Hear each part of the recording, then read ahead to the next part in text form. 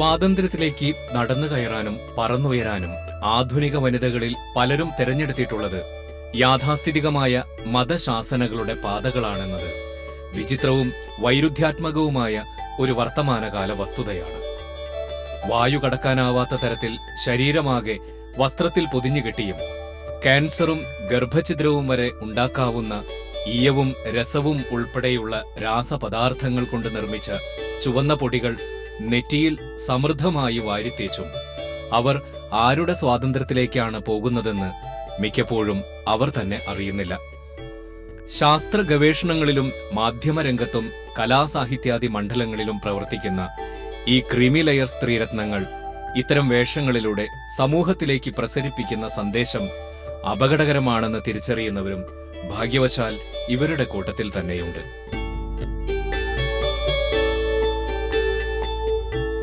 സ്വാതന്ത്ര്യത്തെക്കുറിച്ച് വ്യക്തമായ നിലപാടുകളും ദിശാബോധവുമുള്ള മാനസി എന്ന കഥാകാരിയാണ് വേറിട്ട കാഴ്ചകളുടെ ഈ അധ്യായത്തിൽ നമ്മുടെ അതിഥിയായി എത്തുന്നത്.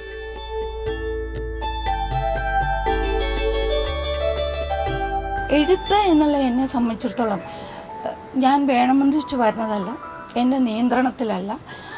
എഴുതാൻ തോന്നുന്നു, അത് എന്തുകൊണ്ട് തോന്നുന്നു, ആ തോന്നൽ എവിടെ നിന്ന് വരുന്നു എന്ന് എന്നോട് ചോദിച്ചിട്ട് ഒരു കാര്യമില്ല, എനിക്കറിയില്ല. ധാരാളം വായിക്കുമായിരുന്നു ഞാൻ കുട്ടിക്കാലത്ത്. വായന എന്നെ സംബന്ധിച്ചിടത്തോളം വളരെ ഇഷ്ടമുള്ള ഒരു കാര്യമായിരുന്നു. വീട്ടിലെല്ലാവരും വായിക്കുമായിരുന്നു. വീട്ടിലെ അമ്മ, അച്ഛനില്ല, അമ്മ ഞാൻ മരുമക്കത്തായ കാരണം അമ്മയുടെ വീട്ടിലാണ് താമസിച്ചിട്ടുണ്ടായിരുന്നത്. ഒരുപാട് കാര്യം വായിച്ചിട്ടുണ്ട്. ആ കാലത്തൊക്കെ 10ാം ക്ലാസ് എത്തുമ്പോഴേക്ക് ഞാൻ ടോൾസ്റ്റോയും വിക്ടർ ഹ്യൂഗോ ആയിട്ട് എനിക്കറിയാം. അതിൻ്റെ തർജ്ജമകളിലൂടെ നമ്മൾ എന്ത് എഴുതുന്നു എന്നുള്ളത് ഒരു പക്ഷേ മനസ്സിൻ്റെ ഏതൊക്കെയോ തലത്തിലാണ് രൂപപ്പെടുന്നത് എന്നാണ് എനിക്ക് തോന്നുന്നത്.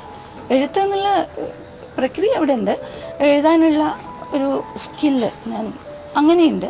പക്ഷേ എഴുതുന്നത് എന്തിനെക്കുറിച്ച് എന്ത് എന്നുള്ളത് ഒരു പക്ഷേ നമ്മളുടെ അനുഭവങ്ങൾ അത് രൂപീകരിച്ചിരിക്കാം.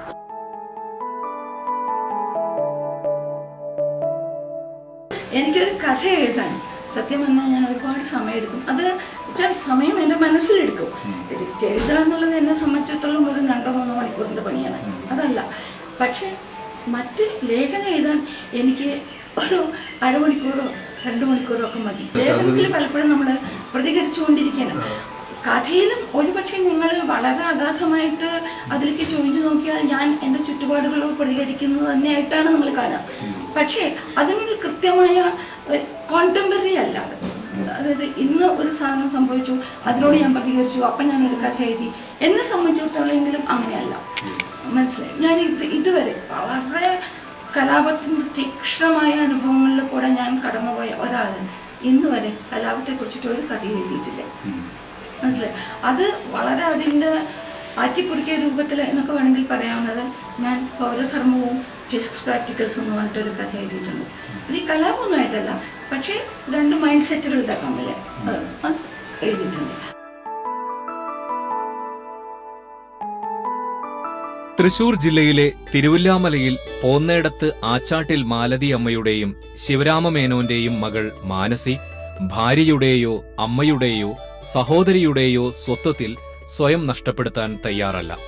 തനിക്ക് തന്നെ തന്നെ തൃപ്തിപ്പെടുത്തിക്കൊണ്ട് ജീവിക്കാൻ സ്വന്തമായി ഒരു ജീവിതം വേണമെന്ന് അവർക്ക് നിർബന്ധമുണ്ട്. സമൂഹത്തിന്റെ അംഗീകൃത വ്യവസ്ഥകൾക്കകത്ത് അങ്ങനെയൊരു ജീവിതം സാധ്യമാണോ അല്ലയോ എന്നത് സമൂഹത്തിന്റെ പ്രശ്നമാണെന്നും തന്റേതല്ലെന്നും അവർ കരുതുന്നു. ബോംബെയിൽ വന്നിട്ട് ഞാൻ ഒരുപാട് കാലമായി. കല്യാണം കഴിഞ്ഞതിന് ശേഷം വന്നതാണ് ഇവിടേക്ക്. അപ്പോൾ അന്ന് വളരെ ബുദ്ധിമുട്ട് തോന്നിയിരുന്നു. കാരണം ഞാനൊരു നാട്ടിൻ പുറത്ത് തിരുവല്ലാമലയിലാണ് ജനിച്ചിരിക്കുന്നത്. അപ്പോൾ അവിടെ ജീവിച്ച് ഒരു നമ്മുടെ പഴയ നായർ തറവാട്ടിലാണ്. അപ്പോൾ അതിൻ്റേതായ എല്ലാ പരിമിതികളോടും കൂടിയിട്ട് ജീവിച്ച് പിന്നെ എഞ്ചിനീയറിംഗ് കോളേജിലേക്ക് പോവുകയും അവിടുന്ന് ഞാൻ തിരിച്ച് കല്യാണം കഴിഞ്ഞിട്ട് ഇവിടേക്ക് വരികയാണ് ചെയ്തത്. അന്നപ്പോൾ നല്ല ബുദ്ധിമുട്ട് തോന്നി. ഈ ഇടുങ്ങിയ മുറികൾ, അതുപോലെയുള്ള ഭയങ്കര തിരക്ക്. നഗരങ്ങളിലുള്ള ഏറ്റവും വലിയ പ്രശ്നം എന്താ വെച്ചാൽ നിങ്ങൾക്ക് പ്രൈവസി എന്നൊന്നും ഉണ്ടാവില്ല. വീടുകളിലും ഇല്ല, പുറത്തും ഇല്ല, അതിനുള്ള സ്ഥലങ്ങളില്ല, ഒന്നുമില്ല. പക്ഷെ അതിൻ്റെ വലിയൊരു ഗുണം എന്താ വെച്ചാൽ നിങ്ങൾക്ക് ഐഡൻറ്റിറ്റി ഇല്ല. എനിക്ക് തിരുവല്ലാമലയിലാകുമ്പോൾ ഞാൻ ആരാണെന്ന് അവിടെ നടക്കണ എല്ലാവർക്കും അറിയാം. പക്ഷേ ബോംബെയിലെത്തി ഞാൻ ആരുമല്ല. 10,000 കണക്കിന് ആൾക്കാരിൽ വെറും ഒരാൾ. അത് തരണ ഒരു സ്വാതന്ത്ര്യമുണ്ട് നമുക്ക്.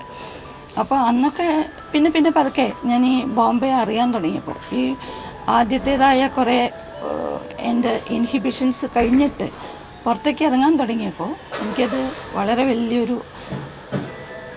വലിയൊരു ലോകമാണ് എൻ്റെ മുമ്പിൽ തുറന്നത്. നാട്ടിൻപുറത്തൊന്നും ഒരിക്കലും എനിക്ക് കാണാൻ സാധിക്കാത്ത ഒരു ലോകം ഇവിടെ വന്നു. അതിനോട് കൂടിയിട്ട് എന്താ വെച്ചാൽ ഇതൊരു കോസ്മോപൊളിറ്റൻ സിറ്റിയാണ്. പല മതക്കാർ, പല സംസ്ഥാനക്കാർ ഒക്കെ ഇവിടെ ജീവിക്കുമ്പോൾ ഇവരുടേതായിട്ടുള്ള കൾച്ചറലായിട്ടുള്ള പ്രോഗ്രാംസ് അല്ലെങ്കിൽ കൾച്ചർ അത് നമുക്ക് കാണാൻ പറ്റും. അതൊരു വലിയ വാതിൽ തുറക്കലാണ്, ഒരു വലിയ ലോകമാണ് നമ്മുടെ മുമ്പിൽ തുറക്കണത്. നമ്മളുടെ മുൻവിധികൾ മാറും, നമ്മളാരാണ് എന്നുള്ളതിനെക്കുറിച്ചിട്ടുള്ള നമ്മളുടെ തന്നെ ഒരുപാട് ധാരണകൾ തിരുത്തി കുറിക്കും. അങ്ങനെയുള്ള ഒരു വലിയ എക്സ്പോഷർ നമുക്ക് കിട്ടുമ്പോൾ വലിയ ഒരുപാട് വ്യത്യസ്ത ക്ഷേത്രങ്ങൾ, വ്യത്യസ്ത ഫീൽഡുകളിൽ വർക്ക് ചെയ്യുന്ന ഒരുപാട് ആൾക്കാരെ നമ്മൾക്ക് കണ്ടുമുട്ടാൻ സാധിക്കും, അവരായിട്ട് ഇടപഴകാൻ സാധിക്കും. അതെനിക്ക് വലിയ പ്രത്യേകിച്ചും എൻ്റെ വീട്ടിലത്തെ ബാക്ക്ഗ്രൗണ്ടിൽ നിന്ന് നോക്കുമ്പോൾ അതെനിക്ക് വലിയൊരു അനുഗ്രഹമായിട്ടാണ് തോന്നിയത്. ഞാൻ സത്യത്തിൽ ഇവിടെ വന്നപ്പോൾ ഞാൻ പറഞ്ഞില്ലേ, എനിക്ക് വീട്ടമ്മയാവണത് ഒന്നും ഇഷ്ടമായിരുന്നില്ല. പക്ഷേ ഒരു ഭർത്താവ് എന്നുള്ള നിലയ്ക്ക് അല്ലെങ്കിൽ ഒരു വീടിൻ്റെ ഭാഗം എന്നുള്ള നിലയ്ക്ക് അദ്ദേഹം എന്നിൽ നിന്ന് ചില പ്രതീക്ഷിക്കുന്ന കുറേ കാര്യങ്ങളുണ്ടല്ലോ. നിങ്ങൾ അദ്ദേഹം എന്നെ കല്യാണം കഴിച്ചു കൊണ്ടത് വീട്ടമ്മയാവാൻ തന്നെയാണ്. അത് പണി ചെയ്യുന്നതിനോട് എതിർപ്പല്ല, പക്ഷേ ഇതല്ല എൻ്റെ റോള് എന്ന് സ്ഥാപിക്കാൻ ഞാൻ എന്ന് ശ്രമിച്ചുകൊണ്ടിരുന്നു. അത് വീട്ടിൽ അത് പ്രതിസന്ധികൾ ഉണ്ടാക്കിയിട്ടുണ്ട്, ഒരുപാട് പ്രതിഷേധങ്ങൾ ഞാൻ ചെയ്തിട്ടുണ്ട്. അത് സ്നേഹക്കുറവോ ആയിട്ടല്ല ഞാനതിനെ അടയാളപ്പെടുത്തുന്നത്. ഒന്ന്, 2 കാഴ്ചപ്പാടുകളുണ്ട്. ഈ 2 കാഴ്ചപ്പാടുകൾ വ്യത്യസ്തമാവുമ്പോൾ അതിൽ നിന്ന് വരുന്ന ഒരുപാട് സംഘർഷങ്ങളുണ്ട്, യുദ്ധവും സമാധാനവും ഒക്കെ ഉണ്ടായിക്കൊണ്ടിരിക്കും. പക്ഷേ അതിൻ്റെ പിന്നിൽ ഇത് എനിക്ക് തോന്നിയിട്ടുള്ള എനിക്ക് എപ്പോഴും തോന്നുന്ന, അല്ലെങ്കിൽ ഇന്ന് ഞാൻ പറയാൻ ആഗ്രഹിക്കുന്ന ഒരു കാര്യം, അതൊരു വ്യക്തിപരമായ വൈരാഗ്യമല്ല. നിങ്ങളുടെ 2 സ്കൂൾ ഓഫ് തോട്ടിൽ നിന്ന് 2 ആൾ, തീരെ അപരിചിതരായിട്ടുള്ള 2 ആൾ നിങ്ങൾ ഒരു ജീവിതം കെട്ടിപ്പടുക്കാൻ നോക്കുമ്പോൾ അതിലുണ്ടാകാവുന്ന അവസരങ്ങളും സംഘർഷങ്ങളും കൂടിച്ചേരലുകളില്ലായ്മകളും ഒക്കെ സ്വാഭാവികമാണ്. സ്വതന്ത്രമായിട്ട് ചിന്തയ്ക്ക് വിടുകയാണ് ഞാൻ ചെയ്തിരിക്കുന്നത്. കാരണം ആദ്യമേ സ്വതന്ത്രമായ ചിന്ത ഉള്ള ഒരാളാണ്. അത്തരം എഴുത്താണ് ആദ്യമേ കണ്ടിട്ടുള്ളതും അത്തരം ബിഹേവിയറുമാണ് ആദ്യം മുതലേ. അപ്പോൾ ആ സ്വതന്ത്ര ചിന്തയ്ക്ക് എനിക്കിപ്പോൾ സ്വതന്ത്ര ചിന്ത കൊണ്ട് യാതൊരു കുഴപ്പമുണ്ടായിട്ടില്ല. എല്ലാം വളരെ എന്താ പറയുക, കാഴ്ചപ്പാടുകളൊക്കെ വളരെ പുരോഗമന ചിന്താഗതികളാണ്. അതുകൊണ്ട് ഞാനതിനെ സപ്പോർട്ട് ചെയ്യുള്ളൂ. വായിച്ചാൽ അത്ര പെട്ടെന്ന് ഗ്രഹിക്കണ ഒരു സ്റ്റോറി അല്ല. ഒരുവിധം കുറച്ച് ചിന്തിക്കണം, അത്തരം എഴുത്താണ്. സാധാരണക്കാരുടെ മനോരമ ടൈപ്പ് അല്ല എന്നർത്ഥം. ഗൗരവമായിട്ടുള്ള വായനക്കാർക്കാണ് അത് പറ്റൂ.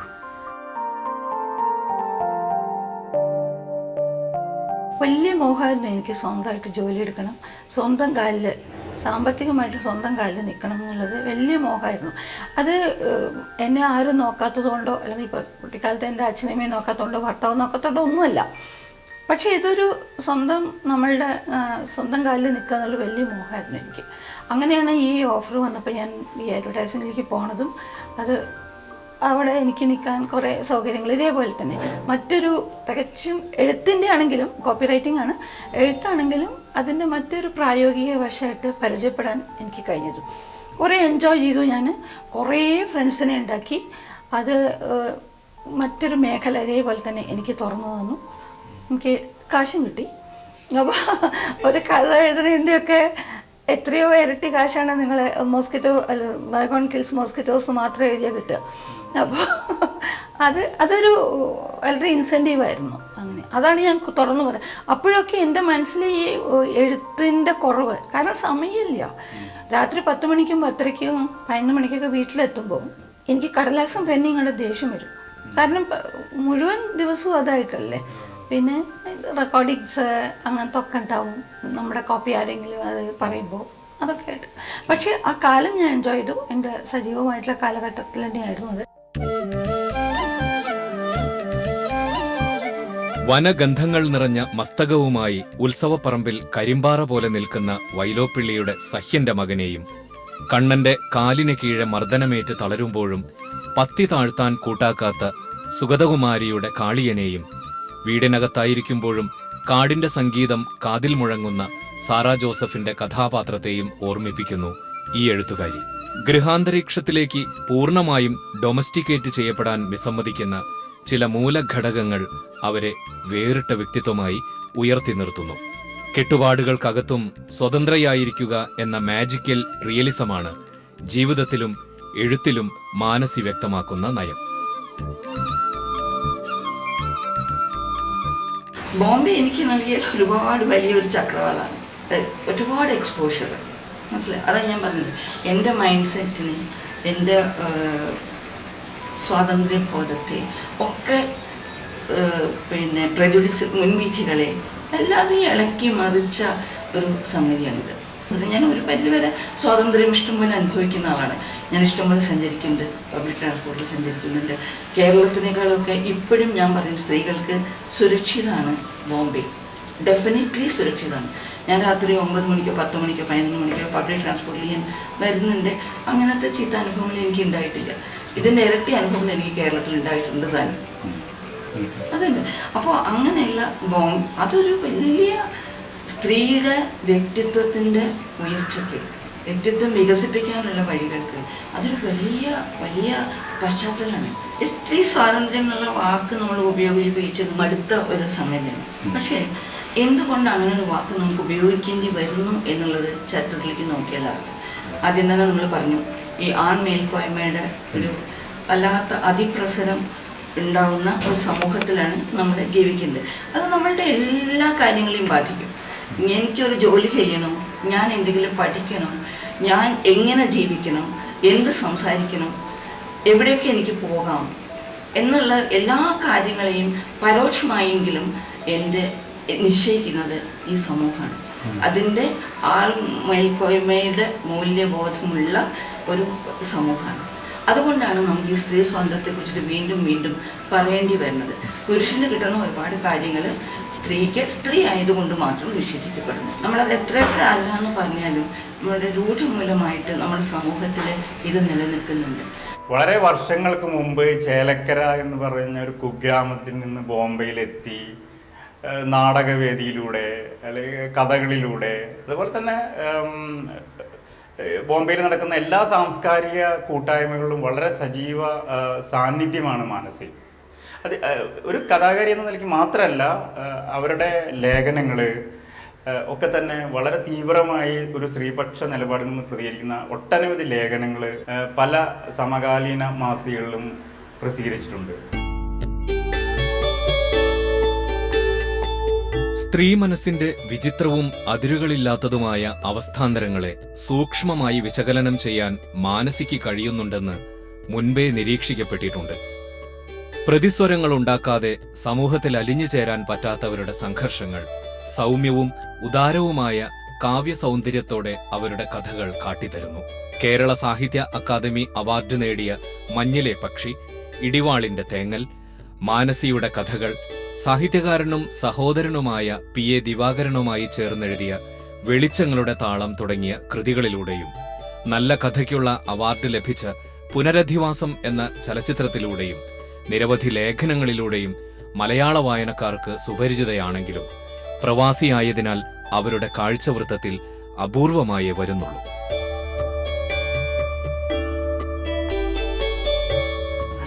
ഫിലിം സൊസൈറ്റി പ്രവർത്തനങ്ങൾ തുടങ്ങിയത് ഞങ്ങളൊക്കെ മാഷ എന്ന് വിളിച്ചിരുന്ന TMP നെടുങ്ങാടിയുടെ കീഴിൽ ഞങ്ങൾ പോവുകയും പല കാര്യങ്ങളെക്കുറിച്ച് സംസാരിക്കുകയും ചെയ്യുന്നതിൻ്റെ ഒരു ബൈ പ്രോഡക്റ്റായിട്ട് വന്നതാണ്.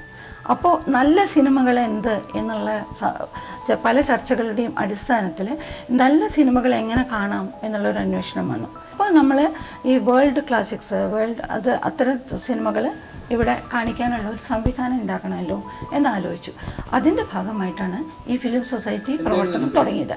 തിയേറ്റർ ഗ്രൂപ്പ് ഇതേപോലെ മാഷയുടെ കീഴിൽ തന്നെയാണ് നല്ല നാടകം എന്ത് എന്നുള്ളതിൻ്റെ ഒരു അന്വേഷണത്തിൻ്റെ ബാക്കിയായിട്ട് ഞങ്ങൾ കുറേ നാടകങ്ങൾ കണ്ടു. മാഷ് കൊണ്ടുപോവുക ചെയ്യുക. ഞങ്ങൾ 14-15 നാടകങ്ങൾ ചെയ്തിട്ടുണ്ടല്ല. അത് സത്യത്തിൽ എൻ്റെ ഏട്ടൻ PA ദിവാകരൻ, അദ്ദേഹമാണ് സ്ക്രിപ്റ്റ് എഴുതിയിരുന്നത്. അതിലത്തെ 15-16 നാടകങ്ങൾ ചെയ്തതിലത്തെ ഒരു 8-9 ഏട്ടൻ്റെ സ്ക്രിപ്റ്റാണ്. ഞങ്ങളത് ചെയ്യും. ഞങ്ങളൊരു ഗ്രൂപ്പ്, കാശൊന്നുമില്ല, എവിടുത്തെ കാശ്.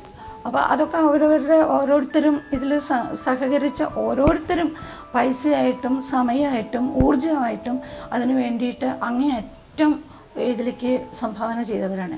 ഞങ്ങൾ നല്ല നാടകം ചെയ്തു ഇല്ലയോ എന്നുള്ളതല്ല, അതിനപ്പുറത്ത് ഇതല്ല നല്ല നാടകം. അതായത് ഇവർ ചെയ്യുന്ന ഈ തട്ടുതൊളിപ്പൻ നാടകങ്ങളല്ല നല്ല നാടകം.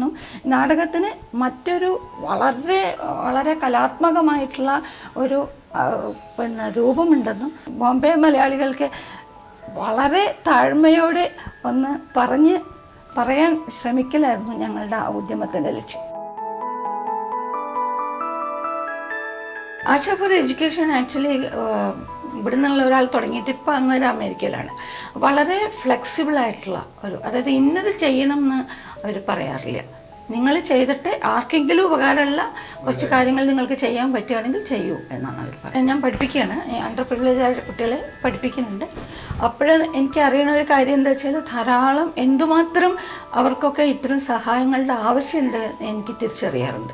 അവരുടെ കുടുംബ പശ്ചാത്തലം വളരെ ദാരിദ്ര്യം ഉള്ള കുടുംബങ്ങളാണ്. അതുകൊണ്ട് ഇവർക്ക് പഠിക്കാനുള്ള സഹായങ്ങൾ ചെയ്തു കൊടുക്കുക. ഞാൻ പറയുന്നത് ഫൈനാൻഷ്യൽ, അതായത് അതാത് ഇൻസ്റ്റിറ്റ്യൂഷൻസിന് നമ്മൾ കാശ് കൊടുക്കുകയെന്നല്ല, പല ഇൻസ്റ്റിറ്റ്യൂഷനിലേക്ക് അപ്രോച്ച് ചെയ്തിട്ട് അവരിലൂടെ ഇവർക്കുള്ള സഹായങ്ങൾ എത്തിക്കുക. ഇതൊക്കെ ഈ പ്രവർത്തനത്തിൻ്റെ ഭാഗമാണ്. പിറന്നു വീണ കൂട് വിട്ട് പറന്നു പോകാനുള്ള അദമ്യമായ ആഗ്രഹം ചെറുപ്പത്തിലേ ഉണ്ടായിരുന്നതുകൊണ്ട് മഹാനഗരത്തിലേക്കുള്ള കുടിയേറ്റം സാമാന്യേന അനായാസമായിരുന്നു. അവനവന്റെ വ്യക്തിത്വത്തിന് പോറലേൽക്കാതെ തന്നെ പൂർണ്ണമായും അലിഞ്ഞു ചേർന്ന പ്രതീതിയുണ്ടാക്കുന്ന ആൾക്കൂട്ട വ്യവസ്ഥ ഈ എഴുത്തുകാരിക്ക് വലിയ തുണയായി. കേരളത്തിൽ ഒരിക്കലും ലഭിക്കുമായിരുന്നില്ലാത്ത കോസ്മോപൊളിറ്റൻ അന്തരീക്ഷം ലോകത്തെ സ്വന്തമാക്കാനും സ്വയം വിവൃതമാകാനും അവരെ സഹായിച്ചു. എങ്കിലും ഇപ്പോൾ ജന്മനാട്ടിലേക്ക് തിരിച്ചു വരാനുള്ള പരിശ്രമത്തിലാണ്. ഇവിടെ കുറേ പേര് എഴുതുന്നുണ്ട് വിചാരിച്ചു. കേരളത്തിൽ കുറേ പേര് എഴുതുന്നു. ഏതെങ്കിലും ഒരാൾക്ക് ഒരു പുരസ്കാരം കിട്ടുമ്പോൾ അവരെ നമ്മൾ ഒരു പ്രൊജക്റ്റ് ചെയ്തിട്ട് നമ്മൾ മുമ്പിലേക്ക് സ്റ്റേജിൻ്റെ മുന്നിലേക്ക് കൊണ്ടുവരികയാണ്. അപ്പോൾ അവർ കൂടുതൽ വിസിബിളാവും, മറ്റുള്ളവർക്ക് മുമ്പിൽ അവർ വിസിബിളാവും. അപ്പോൾ അയാളുടെ കൃതികൾ എന്താണ്, അയാൾ എന്നെ കുറിച്ച് എഴുതുക. ആ അർത്ഥത്തിൽ ശരിക്കും പുരസ്കാര ജേതാവിനെ തിരഞ്ഞെടുക്കൽ ഒരു സാമൂഹ്യ പ്രവർത്തനമാണെന്ന് ഞാൻ പറയും. കണ്ടവരെ പുരസ്കാരം തരാൻ അല്ല, പുരസ്കാരം കൊടുക്കാൻ തിരഞ്ഞാലല്ല, ഈ പുരസ്കാരം തിരഞ്ഞെടുക്കുന്നതിന് പിന്നിൽ ഒരു സാർത്ഥകമായ സവിശേഷമായ ചിന്താ പദ്ധതി വേണം. ആ ചിന്താ പദ്ധതിയിലൂടെ ആളുകൾ എന്തുകൊണ്ട് ഇവരെ നമ്മൾ മുൻപിലേക്ക് കയറ്റി നിർത്തുന്നു എന്നുള്ള ചോദ്യത്തിനോട് ഉത്തരമാണ് ശരിക്കും ആ പുരസ്കാരത്തെ തിരഞ്ഞെടുക്കൽ. പണ്ട് കുടിയേറി പാർത്ത മലയാളികളുടെയൊക്കെ മനസ്സിലത്തെ സ്വപ്നം ഇവിടെ കുറച്ച് കാലം ജോലി ഉണ്ടായി ചെയ്യുക, പണം ഉണ്ടാക്കുക, തിരിച്ച് കേരളത്തിലേക്ക് പോവുക. ബോംബെയിൽ ജീവിച്ച ഒരാൾക്ക് കമ്പാരിറ്റീവ്ലി മറ്റുള്ള തരത്തിലുള്ള സൗകര്യങ്ങളുള്ളപ്പോൾ, കാരണം ഞാൻ പറഞ്ഞ ഭൗതിക സാധനങ്ങളും AC ഉണ്ടോ ഫാനുണ്ടോ ആ തരത്തിലുള്ളതല്ല. നമ്മളുടെ ഓഫീസുകളുമായിട്ടുള്ള ഇടപഴക്കങ്ങളിൽ ബാക്കിയുള്ളവരുമായിട്ടുള്ള ഇടപഴക്കങ്ങളിലൊക്കെ നമ്മളിവിടെ അവിടെ ചെയ്തു കഴിഞ്ഞാൽ കേരളത്തിൽ പോകുമ്പോൾ എനിക്കൊക്കെ പലപ്പോഴും മടുപ്പ് തോന്നാറുണ്ട്. അതുകൊണ്ട് തന്നെ അവിടേക്ക് തിരിച്ചു പോകണം എന്നുള്ളത് ഞാൻ 2 തവണ ആലോചിക്കുന്നതാണ്. പക്ഷെ കേരളം എൻ്റെ പെറ്റമ്മയാണെങ്കിൽ ഇതെൻ്റെ ഒറ്റമ്മയാണ്. പുസ്തകങ്ങൾ എഴുതിയൊപ്പം തന്നെ ഞാൻ 2-3 നാടകങ്ങൾ മലയാളത്തിലേക്ക് കൊണ്ടുവന്നിട്ടുണ്ട്. ഒന്ന് ഹിന്ദിയിൽ നിന്നാണ് രാമനാഥൻ്റെ മഹാദേവ് ദേശായിനുമായിട്ടുള്ള ഒന്ന് കൊണ്ടുവന്നിട്ടുണ്ട്. 2 ഞാൻ അവിനാശ് ശാന്ത ഖോഖലയുടെ ഒരു നാടകം കൊണ്ടുവന്നിട്ടുണ്ട്. പിന്നെ ഇപ്പോൾ ഞാൻ ചെയ്തുകൊണ്ടിരിക്കുന്നത് 1882 ഒരു തരബായ് ഷിൻഡെ എന്ന് പറഞ്ഞിട്ടുള്ള ഒരു സ്ത്രീ എഴുതിയിട്ടുള്ള ഒരു പത്രിക എന്നൊക്കെ പറയാൻ പറ്റും, ചെറിയ 52 പേജുള്ളൊരു പുസ്തകമാണത്. ആ പുസ്തകം മറാഠിയിലാണ്. ആ മറാഠിയിൽ നിന്ന് ഞാൻ മലയാളത്തിലേക്ക് കൊണ്ടുവന്നിട്ടുണ്ട്. അത് പുറത്തു വന്നിട്ടില്ല, DC ബുക്സ് അവരത് ചെയ്യാമെന്ന് പറഞ്ഞിരിക്കുകയാണ്. ഞാൻ മാറ്റർ കൊടുത്തു കഴിഞ്ഞു. അപ്പോൾ അങ്ങനെയുള്ള അത് ഇന്ത്യയിലെ ആദ്യത്തെ ഫെമിനിസ്റ്റ് റൈറ്റിംഗ് എന്ന് വേണമെങ്കിൽ നിങ്ങൾക്ക് അടയാളപ്പെടുത്താവുന്ന ഒരു പുസ്തകമാണ്. പുരാണങ്ങളെയും ആചാരങ്ങളെയും ഒക്കെ 1882 വളരെ യാഥാസ്ഥിതികമായിട്ടുള്ള ഒരു കുടുംബത്തിൽ ജനിച്ച ഒരു സ്ത്രീ അതിനെ നിരാകരിച്ച് അതിനെ വെല്ലുവിളിച്ച് ഒരു പുസ്തകം എഴുതുക എന്നുള്ളത് ശരിക്കും വളരെ എനിക്ക് വളരെ അത്ഭുതകരമായിട്ടുണ്ട്. അതുകൊണ്ട് തന്നെയാണ് ഞാൻ ആ പുസ്തകം മലയാളത്തിലേക്ക് കൊണ്ടുവരണമെന്ന് വിചാരിച്ചതും.